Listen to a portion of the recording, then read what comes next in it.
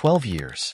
12 years of my life I gave to the company, shaping it, pushing it forward, making it stronger. And in just one evening, everything I thought was certain crumbled. It happened at my father's 62nd birthday party, an event meant to be a celebration. I should have known better. My parents loved grand gestures, and this was no different. The venue was packed. Friends, family, business associates, everyone laughing, drinking, indulging in the good life my father had built. I stood among them, confident in my role, in my future. After all, I had been at the helm of daily operations for over a decade. When the time came, I was sure I'd inherit the legacy. Then, my father stood up for a toast. A proud smile stretched across his face as he raised his glass. I expected the usual, jokes, a few words about family, maybe even an offhand comment about his impending retirement. What I didn't expect was the bomb he dropped. "I've made a decision about the future of the company," he announced, his voice carrying over the murmurs of the crowd. "After much thought, I've chosen the next CEO. It's time for a new era, for fresh ideas. And I can think of no one better suited than my grandson, Ethan."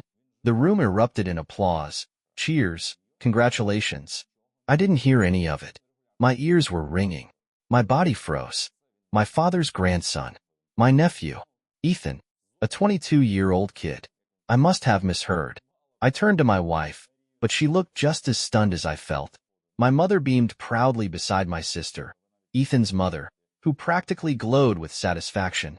Ethan himself had the audacity to look surprised, as if this wasn't something he had been anticipating all along. I clenched my jaw, willing myself to stay composed. But inside, I was a storm. I had sacrificed everything for this company. Late nights, early mornings, years of putting business before my own personal life. I had been the one securing deals, managing clients, expanding our influence. And yet, all of that meant nothing. Because Ethan had a degree. A degree, of all things. I barely made it through the rest of the evening. People came up to congratulate Ethan, shake his hand, offer words of encouragement. Not one of them looked my way, as if I had suddenly become invisible. My father didn't even meet my gaze. By the time the guests left, I was burning with a fury I had never felt before. I confronted my father in his study, away from the remnants of the celebration. "Why?" I demanded, my voice sharp. "I deserve an explanation." He sighed, rubbing his temple like I was a nuisance instead of his son. "It's not personal. Ethan is young, full of new ideas. He has potential, and I don't." My voice cracked, but I didn't care. "I've run this company for 12 years.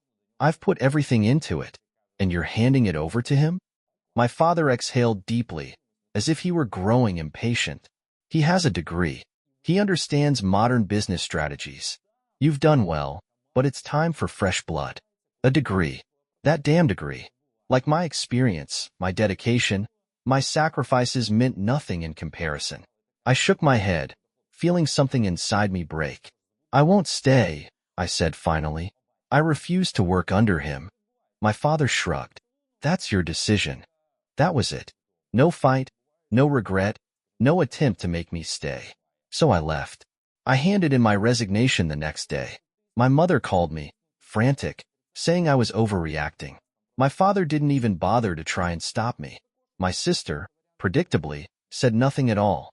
As I packed up my office, I felt the weight of everything settle on me. 12 years. 12 years of effort, of believing I was building a future, only to be cast aside without a second thought. Walking out of that office should have felt like freedom. Instead, it felt like loss. I told myself I was done with the company. I wouldn't look back. I had given them everything, and they had chosen to throw me away. But as I'd soon find out, life had other plans.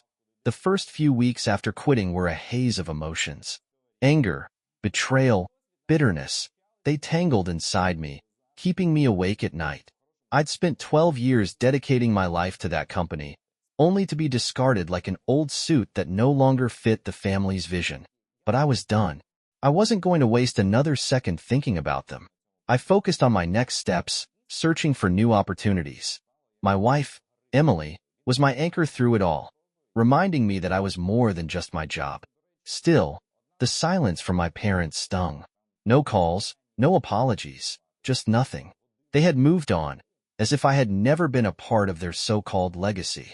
Then, a week after I left, I got a call from an old friend, Trevor, one of my most trusted colleagues from the company. "You heard the news?" he asked, his voice carrying that telltale edge of barely concealed amusement. I frowned. "What news?" Trevor chuckled. "Ethan made some interesting changes. He just fired 3 senior executives." I nearly dropped my phone. "What? Why?" "Apparently, they didn't align with his vision." Trevor sighed. "He's shaking things up, restructuring. Problem is, those 3 were key to some of our biggest accounts. Clients aren't happy." I ran a hand over my face, half in disbelief, half in bitter amusement. It was exactly what I had expected. Ethan had no experience, no understanding of the company's foundation. He was just making changes for the sake of making them. It wasn't my problem, though. I said as much to Trevor, but I knew he could hear the frustration in my voice. "You sure you don't want to watch this dumpster fire unfold?" he joked. I let out a hollow laugh. I don't have time to waste on their mistakes. But I was lying. Despite my best efforts, the news kept reaching me. Ethan was making rash decisions left and right, renegotiating contracts that didn't need fixing, trying to push innovative ideas that had no place in our industry, alienating long-standing clients. Then, the twist came. A friend in the industry sent me a screenshot of an article that made my stomach drop. CEO of Sterling Enterprises accused of financial misconduct. Sterling Enterprises. My family's company. I scanned the article, my heart pounding. Ethan had been caught inflating the company's financial numbers to attract new investors. A blatant rookie mistake. The fallout was swift. An internal investigation was launched. Investors were pulling out, and the company's reputation was taking a nosedive. Trevor called me again, this time not laughing. "It's bad," he said. "Real bad." I almost felt sorry for my father. Almost. My mother, ever the enabler, was trying to smooth things over, telling everyone that Ethan was just learning the ropes and that the media was exaggerating. But the damage was already done. And for the first time since I left, I felt something other than anger. Vindication. They had chosen him. They had gambled everything on Ethan. And they were losing. I thought that would be the end of it. I assumed my father would step in, try to control the situation, salvage what he could. But I underestimated just how deep his stubbornness ran. Instead of admitting their mistake, my parents doubled down. They held a press conference where my father stood beside Ethan, insisting that this was a minor setback, that the company was still strong, that Ethan was the future of the industry. Watching the footage, I couldn't decide if I was more amused or disgusted. My father was willing to sink with the ship rather than admit he had chosen the wrong captain. That night, as Emily and I sat on the couch, she turned to me with a knowing smile. "They're going to come crawling back," she said simply. I smirked, shaking my head. I'm not holding my breath. But a part of me knew she was right. The question wasn't if they would come to me. It was when .it didn't take long. Just 3 months after my departure, the cracks in the company's foundation had turned into massive fractures. Ethan had driven away nearly a quarter of our clients with his reckless decisions, and the financial misconduct allegations had left the company hemorrhaging money. The silence from my parents was broken one evening when my mother finally called. I almost ignored it. Almost. Against my better judgment, I answered. "Mom." My voice was steady, unreadable. She exhaled, as if relieved. "Oh, sweetheart. I know it's been a while. How are you?" I almost laughed. How am I? Like we were catching up after a vacation instead of after my betrayal. "I'm fine," I said coolly. "Why are you calling?" She hesitated. "It's about the company." Of course it was. She fumbled through her words, talking about how they were going through some difficulties and how business was unpredictable these days. She made it sound like a minor inconvenience, a rough patch, rather than the complete disaster it was. I let her ramble until she finally got to the point. "Your father and I would really love to have you stop by the office. We could talk. See if we can work something out." I leaned back in my chair, smirking despite myself. There it was. "I thought Ethan was the future," I said, feigning curiosity. Surely he can fix it. She let out a nervous laugh. He's under a lot of pressure. I could almost picture her wringing her hands, eyes darting around the room, grasping at any words that might make me feel guilty enough to come back. I wasn't falling for it. Mom, I said, my voice firmer now. You and Dad made your choice. You threw me aside for Ethan. Now you want me to clean up the mess he made? It's not like that, she whispered. We need you. That's when it hit me. She wasn't asking me to come back because they suddenly realized my worth. She wasn't calling because they missed me or regretted their decision. They needed me to fix their screw-up. That's all I had ever been to them. A safety net. A reliable workhorse they could push aside when it suited them, only to drag back when things got tough. I clenched my jaw. No. The silence on the line was deafening. No? She echoed, as if she couldn't believe it. No, I repeated. I've moved on. I suggest you do the same. Please, just talk to your father. I have nothing to say to him. I hung up before she could respond. Emily, who had been listening from across the room, raised an eyebrow.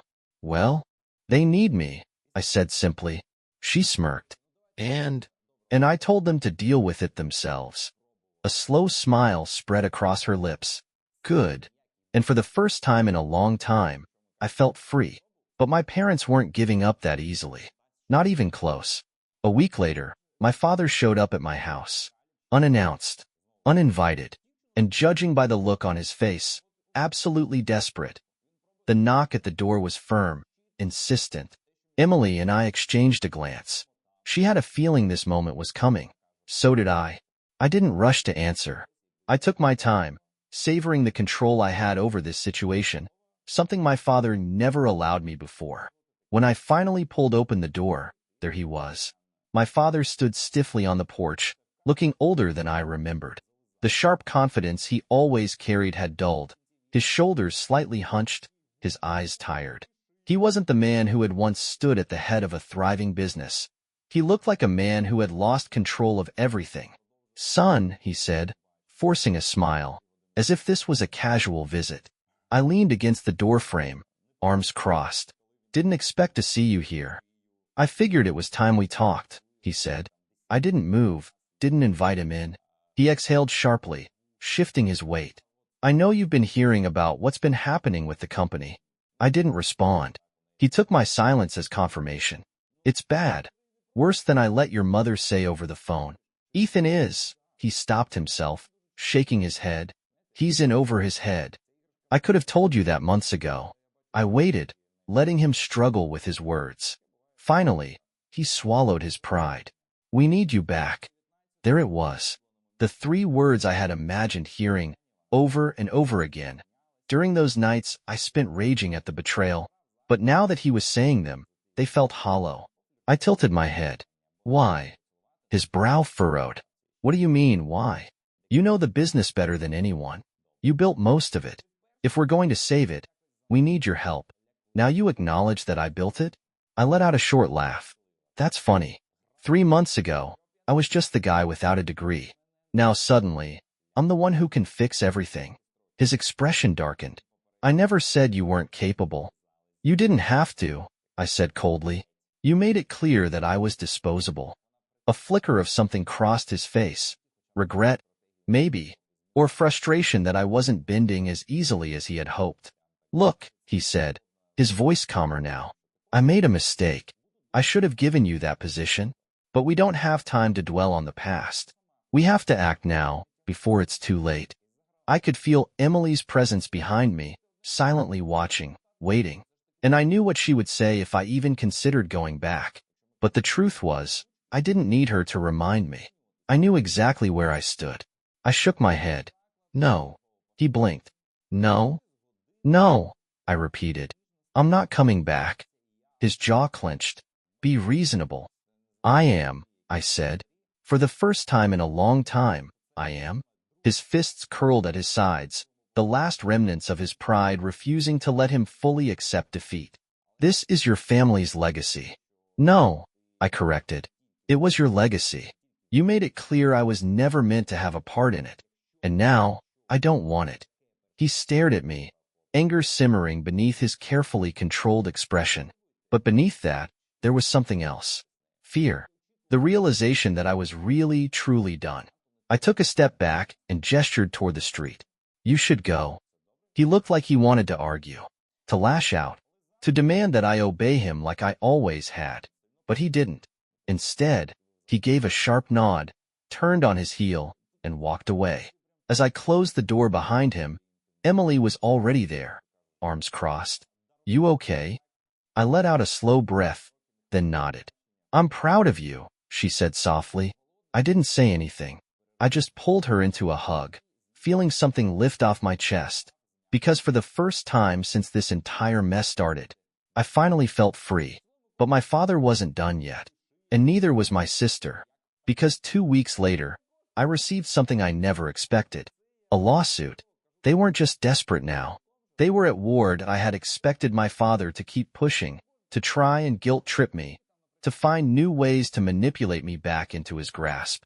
But a lawsuit? That was a new low, even for him. The papers arrived one afternoon, hand-delivered to my doorstep.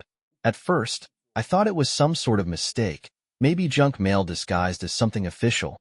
But as soon as I saw the name of the law firm representing my family, my stomach twisted. Emily sat beside me as I read through the legal jargon, her eyes dark with anger. They're accusing you of stealing clients, she scoffed.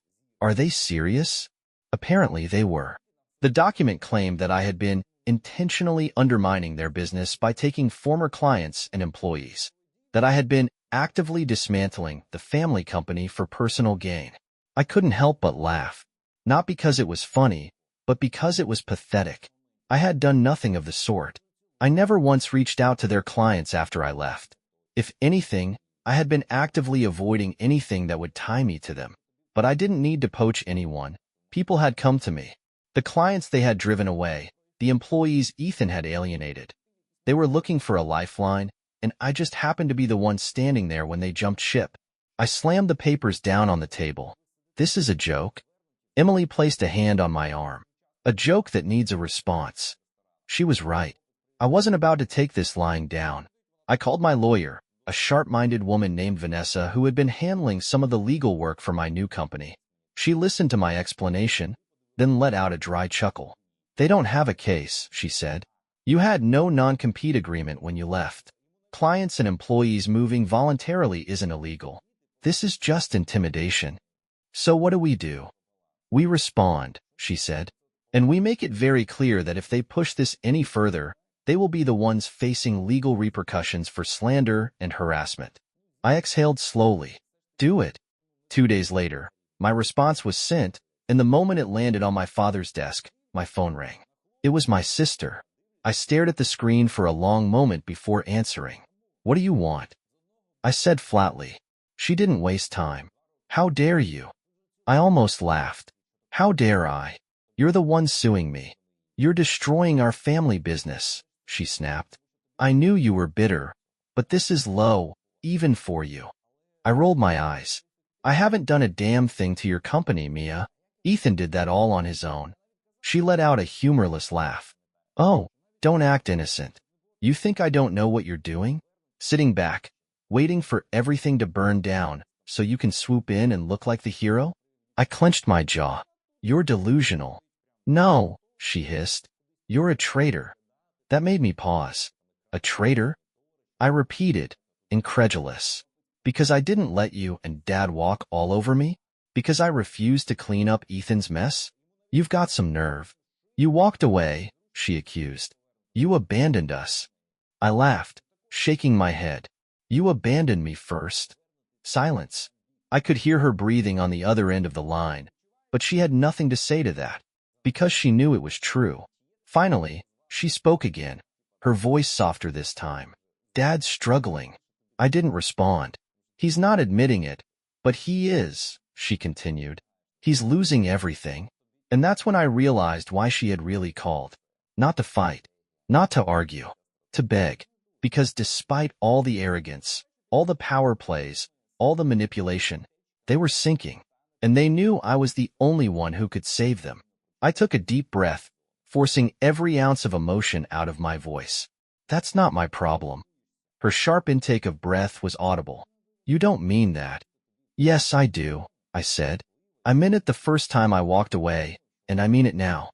You made your choice, Mia. You fought for Ethan to take my place. You stood by and watched while I was tossed aside. You don't get to cry to me now because it's all falling apart. She was quiet for a long time. Then, in the smallest voice, she whispered, So that's it? You're really going to let us fail? I didn't answer right away, because the truth was, I could save them. I knew exactly what needed to be done to fix the company. I could undo Ethan's mess, bring back lost clients, stabilize what was left. I had spent 12 years of my life building that business. I could save it. But should I? I glanced at Emily, who was watching me carefully from across the room. She didn't say anything, but I could see the answer in her eyes. I already knew the answer, too. Yes, I said finally. I am. And then I hung up. Mia didn't call back. My father didn't reach out again. And just like that, the war was over. Because I had already won. The silence was almost unsettling. After Mia's desperate call, I expected some sort of retaliation. Another legal threat. A final attempt to guilt me into returning. Maybe even my father showing up at my house again. But nothing came. Days turned into weeks, and the storm I had braced for never arrived. Instead, rumors started circulating, whispers about how bad things had truly gotten inside my father's company. Employees were leaving in droves, fleeing the sinking ship before it pulled them down with it. Clients had lost trust after the financial scandal, and new contracts were non-existent. Even my father's most loyal business partners had started distancing themselves. And then came the final blow. A former colleague texted me late one night. Sterling Enterprises just filed for bankruptcy. I stared at the message, rereading it twice just to be sure I wasn't imagining things. Bankruptcy. It was over. 12 years of my life had been spent building that company, and in less than a year under Ethan's leadership, it was gone. I should have felt satisfaction. I should have felt vindicated. But all I felt was exhaustion. Emily found me sitting on the couch, staring blankly at my phone. What happened? I showed her the message. She skimmed it quickly, then let out a breath. Wow. I nodded, running a hand over my face. I thought this would make you happy, she said, sitting beside me. I don't know how I feel, I admitted. She gave me a knowing look. It was your life for 12 years. I exhaled. Yeah. Because that was the truth, wasn't it? No matter how angry I had been, no matter how much I resented my father, my sister, even Ethan, that company had been mine. I had poured my blood, sweat, and soul into it, and now it was just gone. Emily leaned her head against my shoulder. You did the right thing. I closed my eyes. I know. But I didn't expect what happened next. 3 days after the bankruptcy filing, my father showed up at my house again. This time, there was no arrogance in his posture, no power in his stance. He looked hollow. I opened the door but didn't invite him in. What do you want? He swallowed, avoiding my gaze. Can we talk? I sighed but stepped outside, closing the door behind me. We stood in silence for a moment before he finally spoke. I lost everything. His voice was quieter than I had ever heard it. I didn't say anything. I thought I was doing the right thing, he continued. I thought Ethan would. I don't know. Carry on the legacy. I let out a short, bitter laugh. Your legacy. He looked up at me then, guilt etched deep in his face. I should have chosen you. The words should have meant something, should have made me feel triumphant. But they didn't, because they came too late. I crossed my arms. So why are you here? You already made your choice. His lips pressed together, and for a moment, I thought he wouldn't answer. But then he exhaled, his shoulders slumping. I don't know, he admitted. I guess. I just wanted you to know. That almost made me feel something. Almost. But it didn't change anything. I had moved on. And I wasn't going to waste another second trying to fix something that was never mine to fix. You should go, I said, voice firm but not unkind. He hesitated, then nodded. As he walked back to his car, I watched him, realizing for the first time in my life that I no longer saw him as this untouchable figure of authority. He was just a man, a stubborn, prideful, deeply flawed man. And for the first time, I didn't need his approval. I went back inside, locking the door behind me, sealing that chapter of my life shut for good. Emily was in the kitchen, waiting. "Well?" she asked. I smiled, feeling lighter than I had in years. "He's not my problem anymore." She grinned. Finally. I leaned against the counter, looking around at the home we had built, the life we were shaping. I had started my own company, built something real, something mine. And for the first time since all of this started, I wasn't just moving on. I was thriving. A year had passed since my father's company collapsed. A year since I had walked away for good. And in that year, I had built something stronger than I ever thought possible. My own company, my legacy, was thriving. What had started as a small operation with just a handful of trusted employees had grown into something real, something solid.